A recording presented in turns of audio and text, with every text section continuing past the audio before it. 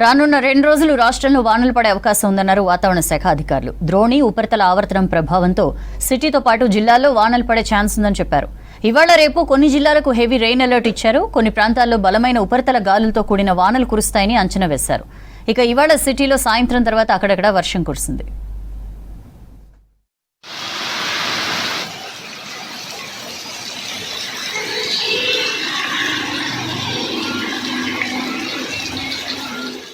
రాష్ట్రానికి rain alert ఇచ్చింది వాతావరణ శాఖ. ద్రోణి ఉపరితల ఆవర్తనం ప్రభావంతో రానున్న 2 రోజులు రాష్ట్రంలో వర్షాలు కురిసే ఛాన్స్ ఉందన్నారు వాతావరణ శాఖ అధికారులు. తేలికపాటి నుంచి మోస్తరు వర్షాలు కురిసే అవకాశం ఉందన్నారు.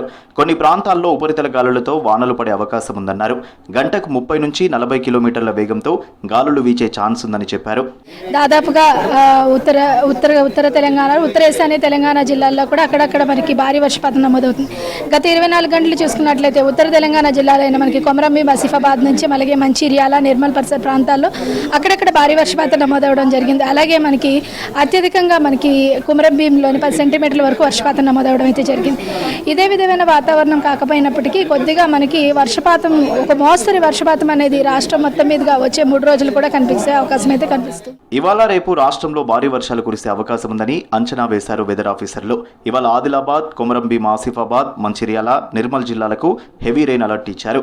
నిజామాబాద్, జగిత్యాల, రాజన్న సిరిసిల్ల, కరీంనగర్, పెద్దపల్లి, జయశంకర్ భూపాలపల్లి, ములుగు, భద్రాద్రి కొత్తగూడెం, జనగామ, రంగారెడ్డి, వికారాబాద్, మహబూబ్ నగర్తో పాటు నాగర్ కర్నూలు జిల్లాలో వానలు పడే అవకాశం ఉందని తెలిపారు.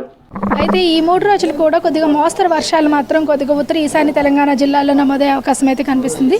తర్వాత నుంచి కొద్దిగా మాన్సూన్ వీక్గా ఉండే అవకాశం అయితే కనిపిస్తుంది. మనకి జూలై 5వ తేదీ వరకు కూడా కొద్దిగా వీక్గా ఉంటూనే తర్వాత జూలై 5వ తేదీని రివైవ్ అయ్యే అవకాశం అయితే కనిపిస్తుంది అనమాట. మనకి మొదటిలోని మొత్తంగా దక్షిణ తెలంగాణ జిల్లాలో అధిక వర్షపాతం నమోదవడం, తర్వాత నెల చివరాకర్లో ఉత్తర తెలంగాణ జిల్లాలో అధికంగా వర్షపాతం నమోదవడం అయితే జరిగింది.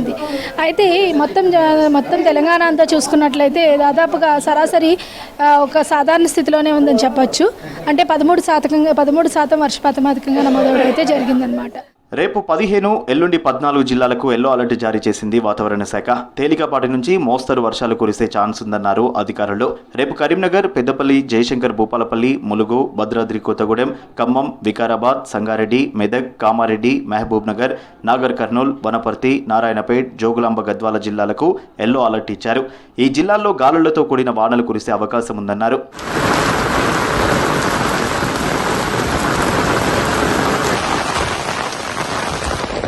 ఇవాళ సిటీలో అక్కడక్కడ వర్షం కురిసింది. సాయంత్రం తర్వాత నగరంలోని పలు ప్రాంతాల్లో తేలికపాటి నుంచి మోస్తరు వర్షం కురిసింది.